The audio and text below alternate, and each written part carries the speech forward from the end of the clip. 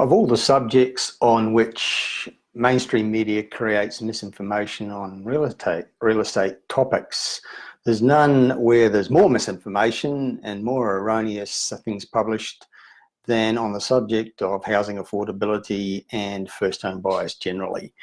And here's how they do it. We're constantly seeing articles, for example, telling us how long it takes the average person to save a deposit for a first home. And those statistics are usually constructed around some parameters, all of which are erroneous. In fact, there's three major mistakes that are usually injected into the equation that they use to create the scenario where you're likely to see headlines saying it takes 7 or 8 years for a first home buyer to save a 20% deposit to buy the median priced home in Sydney. Always Sydney, always houses, always median prices, and always a 20% deposit. And all those things are quite erroneous. Firstly, first home buyers don't buy median price properties. They buy at the bottom end of the market, always have done. I dare say always will do. So why base these calculations on median price property? It's like suggesting that a young person who finishes high school, gets a job and wants to save to buy a car. The first car they're going to buy or they want to buy is an Audi, and it might cost them $70,000 to $80,000, and they're outraged because they can't afford it. Well, you know, most young people in the first time in the employment market saving to buy a car don't buy mid-price cars. They buy at the bottom end of the range, probably a second-hand car, a cheapie that they can afford to get them started. And the same with real estate. So why do these calculations, these reports, why they're always based around median price property and usually focused on Sydney, the most expensive market in the country? The answer is because they're not motivated by a desire to provide useful information. They're motivated by a desire to create publicity by generating negative sensation, and it works a treat every time.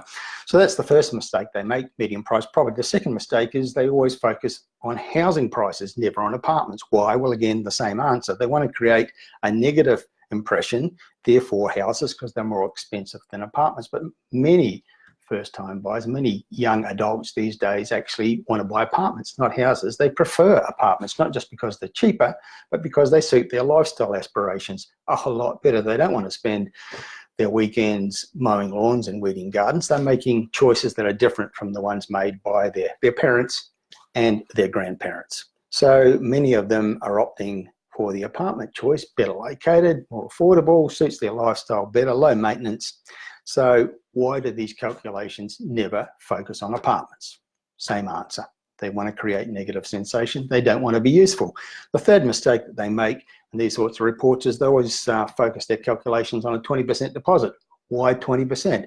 Nobody saves a 20% deposit anymore. You don't need to. You can get a loan for a much smaller deposit. And particularly if the new scheme introduced by the federal government, now legislated and passed by both houses of parliament, and available for first home buyers to get into the market with deposits as low as 5%. But still we have these reports coming out how long it takes to save a 20% deposit, but nobody's doing that. So these reports are not only misleading and erroneous, they're completely useless to absolutely everybody in the real estate market. So if they were trying to be helpful and provide information that actually has some validity, what they would do is produce a report. How long does it take to save a 5 or 10% deposit for an apartment in various cities at the lower end of the market, which is where most first-time buyers are going to be focused. That would be useful, but you're never going to see it in mainstream media because they don't particularly want to help us. They want to scare us and create negative sensation. So what's really going on?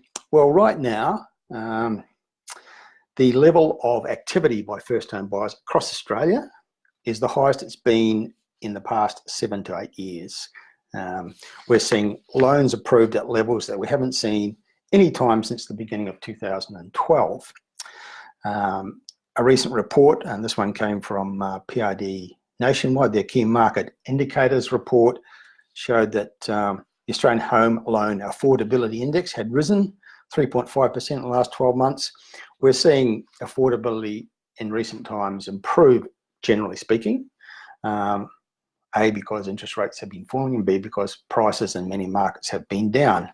This predates the recent upturn that we've seen just in the last few months in the major cities, and indications that's going to be quite widespread across markets heading into 2020. But up to this, the midpoint of this year anyway, there'd been a significant improvement in housing affordability generally, and a big increase over the last several years of first home buyer activity as measured by their percentage of loans going to owner-occupier buyers. So the latest the latest ABS data, the Australian Bureau of Statistics, suggests that the proportion of first home buyers as a share of new owner-occupier loans is almost 30%, which is the highest it's been since January 2012. So it's almost the highest in almost 10 years, according to those figures. Sorry, 8 years. So am I saying that it's easy for first-home buyers? Certainly not. It is hard. It's hard yakka getting into a first home, particularly in the biggest cities. But is it as dire as it's portrayed by media? Absolutely not. We're constantly seeing headlines saying that young Australian adults can even just forget about it. There's no prospect getting into the housing market. But the actual official data suggests that just completely contradicts that there are high numbers of first-home buyers out there active in the market getting into first homes. And again, I'm not suggesting it's easy.